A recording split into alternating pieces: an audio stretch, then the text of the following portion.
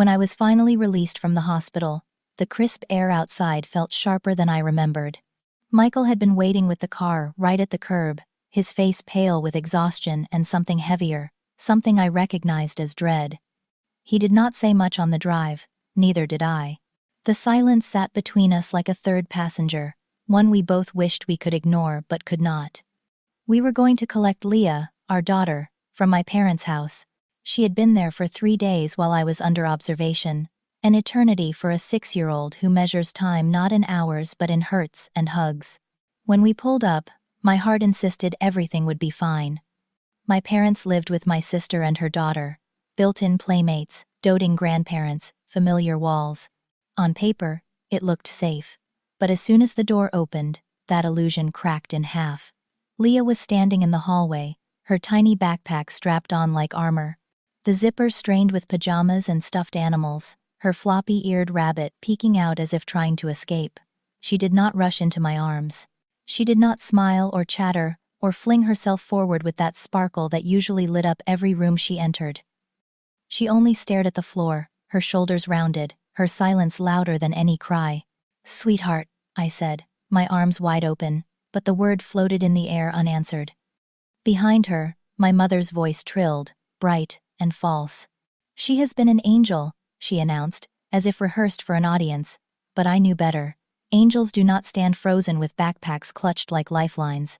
Then came Rachel, drifting in with her daughter Chloe at her side, both of them wearing the smug ease of people who never doubt their place in the world. Rachel's smirk sliced across the room when our eyes met, and Chloe grinned with the superiority only a child endlessly praised can carry. Michael reached for Leah's backpack, asking gently if she was ready to go home. She gave a stiff nod, no hug, no chatter, just silence. We left quickly. My mother's brittle smile and Rachel's smug victory hung in the air like smoke I could not breathe. The car ride back was worse. Leah sat clutching her rabbit, her gaze locked on the blur of passing houses. Normally she filled the car with stories. What Chloe said, what games they invented, what silly thing Grandma had done. That day there was only silence. I twisted in my seat and asked if she had fun with Grandma. She shrugged, eyes still fixed outside. I pressed again, asking if everything was okay. Her voice was so small I almost missed it. Am I taking too much space? Michael's hands clenched on the wheel, his knuckles white. What? He demanded softly, but she pressed on in a whisper. I can be small. I do not need lots of toys. My heart cracked in two. Who told you that? I asked, but she only twisted her rabbit's ear and stared harder out the window. Back at home, she hovered in the hallway, still wearing her backpack. You can put your bag down, I said, trying to keep my tone steady. We are home now. But she did not move. Later, when I asked her to put her toy back in the bin before dinner, she snapped. She dropped the rabbit as if it burned her, shoved it into the box, and burst into tears. I am sorry. I did not know it was out. I will be good. I will make space. Please do not send me away. I froze, the words landing like knives. Michael dropped to his knees, holding her shoulders, whispering assurances, but she shook her head violently, sobbing until her words came out broken. Auntie said, I need to make space for the real children. She said I would go back to the orphanage. The sound of it was glass shattering inside me. I knelt beside her, gathering her trembling body against mine. You are my daughter, I told her, voice sharp with ice and steady with fire. You are not going anywhere. She searched my eyes, desperate for certainty, whispering. But Auntie said. Auntie was wrong, I said flatly. You are mine, always. Her sobs slowed, but the damage clung like smoke to her skin. Michael rubbed her back, silent. I rocked her gently, her rabbit dangling from her hand like a casualty of war, and kissed her damp forehead.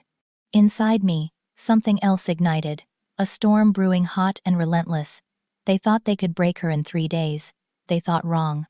As the night settled over the house, quiet except for the faint hum of the refrigerator, I stood at the kitchen sink with a glass of water in my hand, staring into the darkness outside.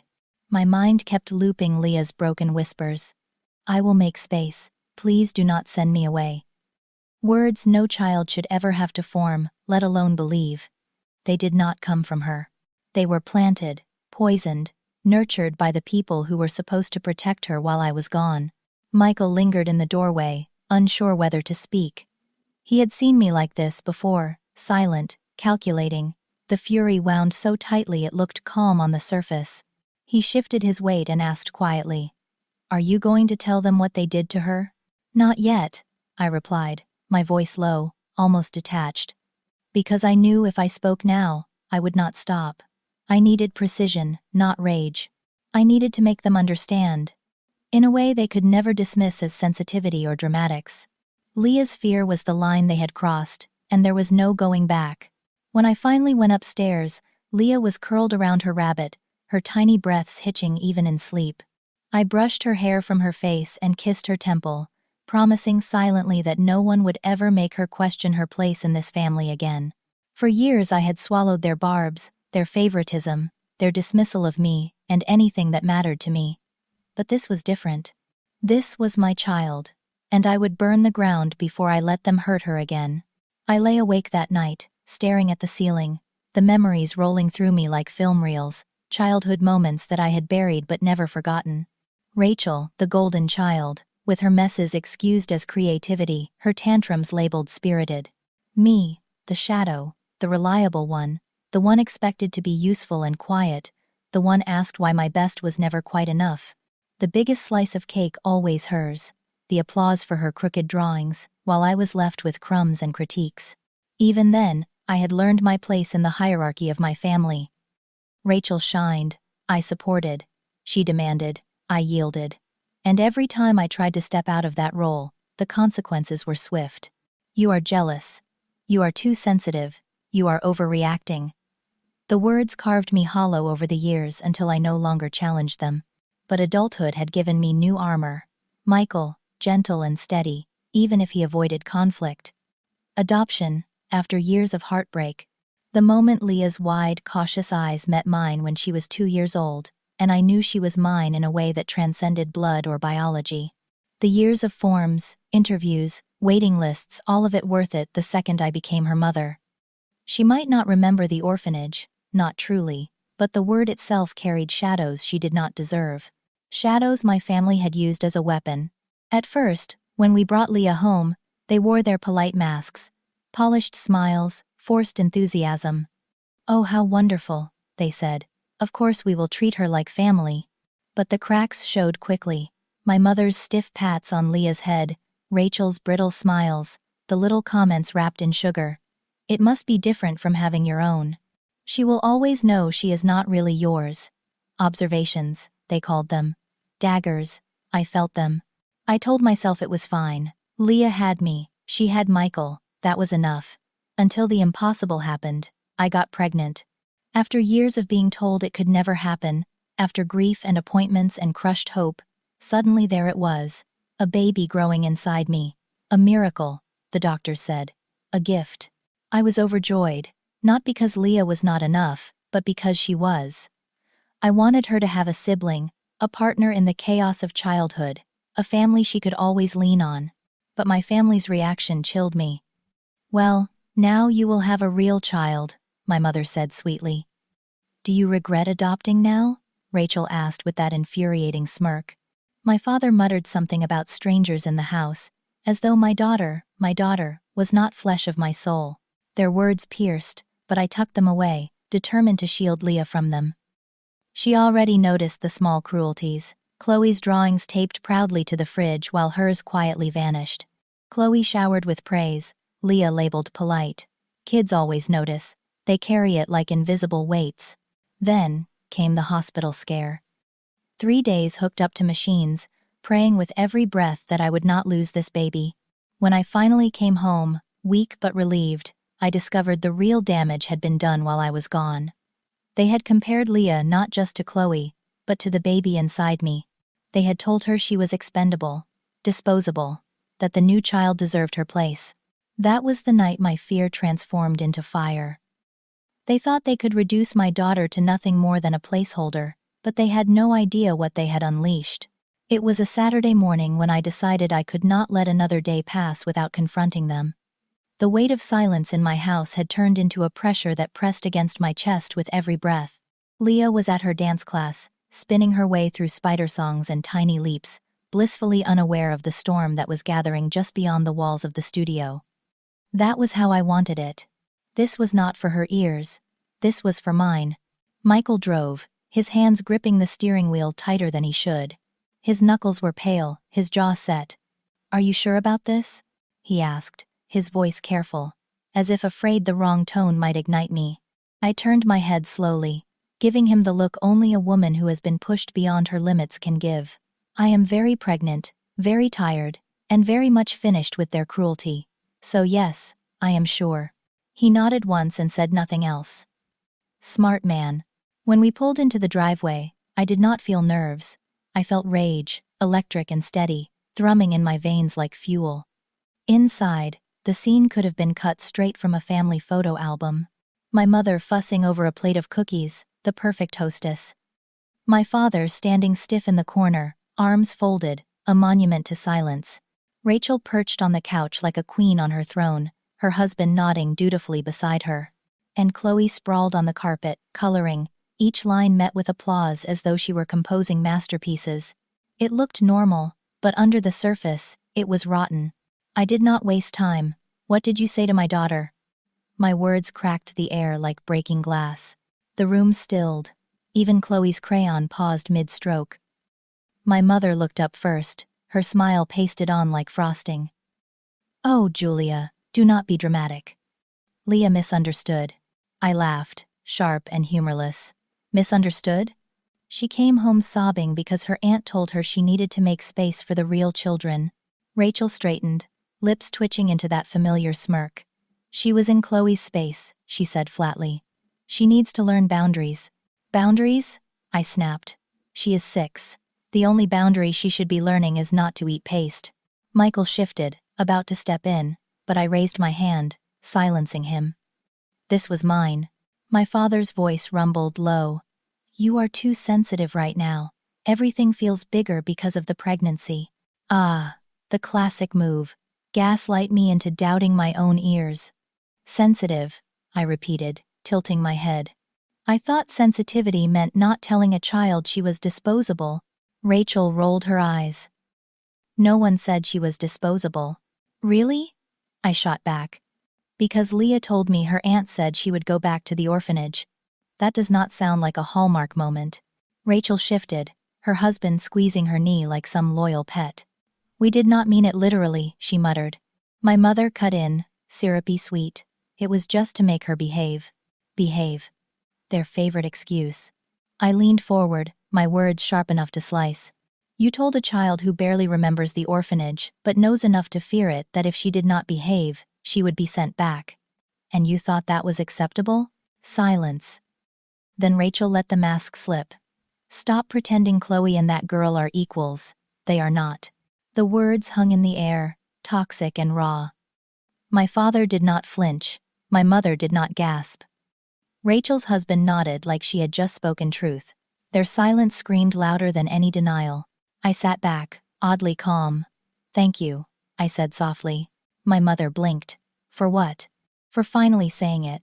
In that moment, clarity settled over me like cold stone. They were not going to change. They were not going to suddenly see Leah as theirs. They had never accepted her, and they never would. Michael's voice broke the stillness. "They will never change, Julia." I met his eyes, and for once, we were in perfect agreement. "No," I said. "They will not. Which is why they will never see my children again." My mother gasped as though I had cut her in half. "Do not be ridiculous. We are your parents." "Exactly," I replied flatly. "And parents do not treat their children this way." Rachel scoffed. "Oh, grow up. You have always been jealous." Jealous. The word they had wielded like a whip since childhood. I smiled thinly. "Jealous of what? That you are the kind of person who tells a 6-year-old she is not real family? Congratulations, Rachel." Gold star. Her face flushed crimson. I stood then, the air thick and unbreathable. Michael followed. We left without touching the cookies, without saying goodbye, without looking back. The drive home was silent, but it was not heavy. It was clean, final. "So what now?" Michael asked quietly. "Now," I said. "We cut them out." His jaw tightened. "All of them?" All of them. They wanted space. Fine. They would have more space than they could ever imagine. That night, after Leah was tucked into bed, her rabbit clutched tight in her arms, I sat at the kitchen table with my phone glowing in the dim light. My thumb hovered over the screen where a group chat had existed for as long as I could remember. It was filled with snapshots of Chloe's every milestone, reminders of family dinners, and guilt-laced messages about not visiting enough. I scrolled through the thread one last time, each line carrying the weight of expectation and dismissal. Then I swiped, and just like that, I was out. The silence that followed was not empty. It was liberation. I created a new chat, one that felt lighter. A few cousins I trusted, my closest friends, Michael, people who mattered, people who would never make Leah feel less than whole. That same night, I began planning my baby shower. This time it would be mine, without their sharp tongues or veiled insults clouding the room. For once, I would not be the one begging for space. I would be the one taking it back. The calls began almost immediately. My mother's voice shrieked down the line first, accusing, furious. "How dare you exclude us? We are your parents." Then Rachel's voice, harsher, dripping with contempt.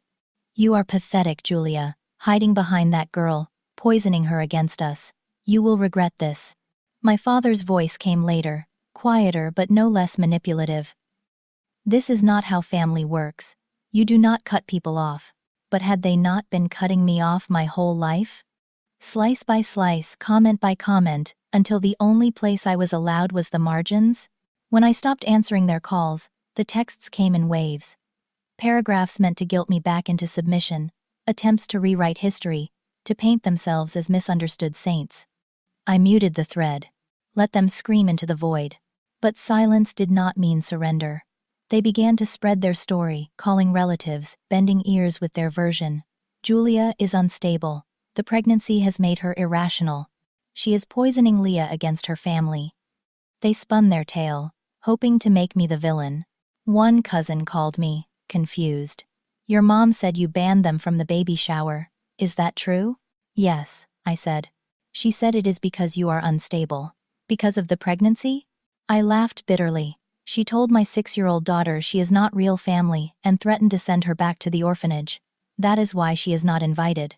The silence that followed was heavy, then a quiet, stunned, "Oh." Word travels.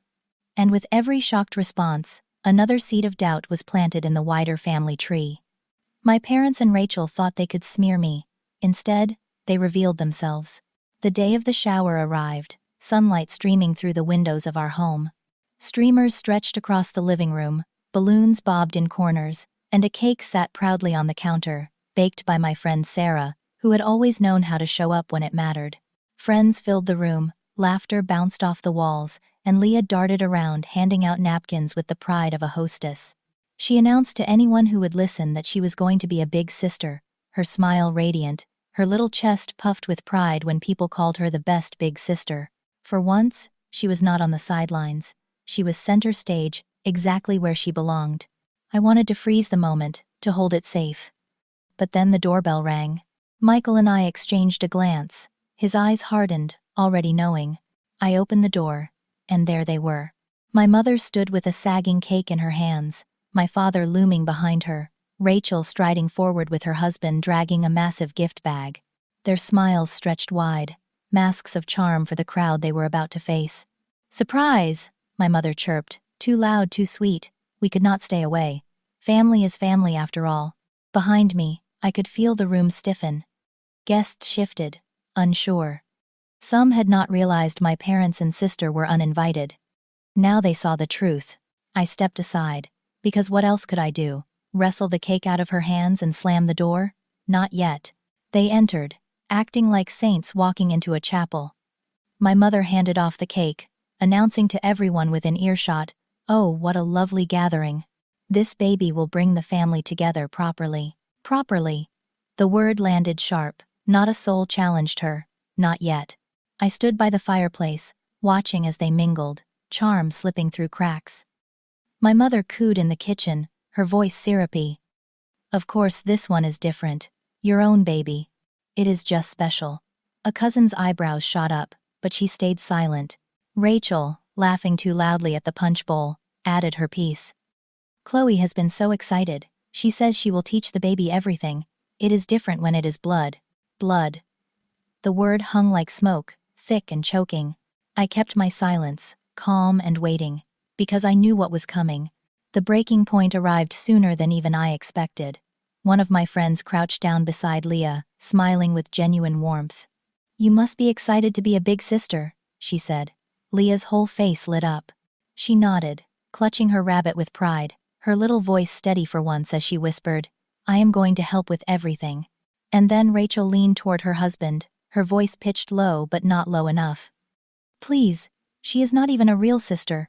The room froze. The words landed like a stone tossed into still water, ripples of shock spreading outward. Leah's smile collapsed, her shoulders hunching as though she were trying to fold herself invisible. My chest went cold, the fire in me replaced by ice that cut sharper. Rachel's eyes widened, realizing too late that she had been overheard. She straightened in her chair, fumbling for some excuse. My mother jumped in fast, her tone syrupy. "That is not what she meant." But it was too late. "Did you just say that?" one of my cousins demanded, her face pale with disbelief. Another guest shook her head in disgust. "How could you say that about a child in front of her?" Leah pressed herself against my side, trembling, her rabbit squashed between us. Michael's voice cut through the silence, steady and sharp. "It is time for you to leave."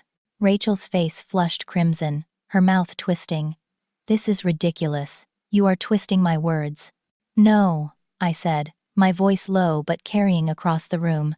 "You just showed everyone here exactly who you are." My father tried to salvage the moment, his voice calm, practiced. "We did not mean it like that. You are overreacting." I barked out a laugh, dry and bitter. "Overreacting. My daughter came home sobbing because you told her she needed to make space for the real children. And now, here you are, proving her right in front of everyone." The mask cracked on my mother's face. Her voice rose, shrill and sharp. "We are your parents. You cannot just cut us out. Watch me." The silence that followed was absolute, heavy enough to press against the walls. Guests shifted, some whispering, others glaring openly at the people who had dared to wound a child with such cruelty. Rachel sputtered, reaching for words that would not come. Her husband shifted uncomfortably, but he said nothing. My father's jaw tightened, his silence damning. "Get out," I said, my hand trembling not from fear but from the force of holding myself steady. Rachel opened her mouth to argue again, but Michael stepped forward, his face a wall of stone. She said leave. And for once, they listened. The door slammed behind them, leaving their sagging cake abandoned on my counter like a sad joke. The room exhaled as one, relief and disbelief mingling in the air. Guests glanced at me, at Leah still pressed into my side, her rabbit clutched tight. I did not cry. I did not scream. I simply stroked her hair, my voice calm. "You are mine, always." That night, long after the last guest had gone, I stood in Leah's room watching her sleep. She was curled around her rabbit, her little chest rising and falling with steady breaths. I thought of the words Rachel had spat, of the silence my parents had chosen, of the humiliation they tried to mask with sweetness. And I knew this was not over. Not yet. They would not stop simply because I told them to leave. They would call, they would text, they would spin their stories to anyone who would listen. But I also knew this: the truth had been seen. It had been heard. The roomful of people at my shower had witnessed what Leah endured, and no amount of sugarcoating could erase it. For once, I was not alone in carrying the burden of their cruelty. And that realization brought a strange kind of peace. It has been almost a year since that day, and not once have my parents, Rachel or her husband, been near my children. Not once have they crossed my doorstep, and not once have they been allowed back into the fragile, carefully guarded circle of my family. Of course, they tried. The first attempt came within days of my son's birth. A flood of messages lit up my phone. "We want to meet the baby. Let us put this behind us. Put this behind us?" As if threatening to send my daughter back to an orphanage was a slip of the tongue, a minor misstep easily forgotten, I ignored them. Next came my father, showing up on the porch with a stuffed bear clutched in his hands, his face arranged into something that might have been sorrow if I had not known better. Michael opened the door, stared at him, and then closed it again without a word. The silence that followed was final. Then, nothing. Not because they had given up, because everyone else had started talking. The story spread quickly, faster than I could have imagined. People talked about what Rachel had said at the shower, about how my parents stood there, watching as Leah crumbled, saying nothing. Friends who once gave them the benefit of the doubt cut ties. Cousins stopped defending them. Neighbors turned away in grocery store aisles. Their reputations, once polished with charm and false smiles, cracked and crumbled under the weight of truth. They thought they could paint me as unstable, an emotional pregnant woman poisoning a child against her family. Instead, they revealed themselves. Now, when their names come up, no one says what a lovely family. They say, those are the ones who threatened to send their granddaughter back to the orphanage. That is what they are remembered for. That is their legacy. Meanwhile, my life feels lighter, my home feels safe. Leah no longer whispers about making space. She no longer apologizes for existing. She does not cling to her rabbit like it is her only lifeline. She is too busy introducing herself proudly as a big sister, her voice filled with joy instead of fear. I see her grin in photographs, holding her baby brother close, her arms wrapped around him with pride. On my fridge hangs one of those photos, Leah's face beaming, her little brother nestled against her. Every time I look at it, I feel the kind of peace I once thought impossible. The people who hurt her wanted space, and I gave it to them. More space than they ever imagined. And in doing so, I reclaimed something they had tried to strip away. My power, my voice, my family's safety. There are moments when I wonder if I went too far, if cutting them out completely was too much. Then I remember Leah's trembling voice, begging me not to send her away, promising to be small, to take less space. I remember Rachel's smirk, my mother's brittle smile, my father's silence. And I know I did not go far enough until the door closed on them forever. This is my family. Complete, untouchable, safe. Nobody is ever being sent away. So I ask you, if you have followed me through this storm, do you think I did the right thing? Did I go too far, or not far enough? Because I know what I believe.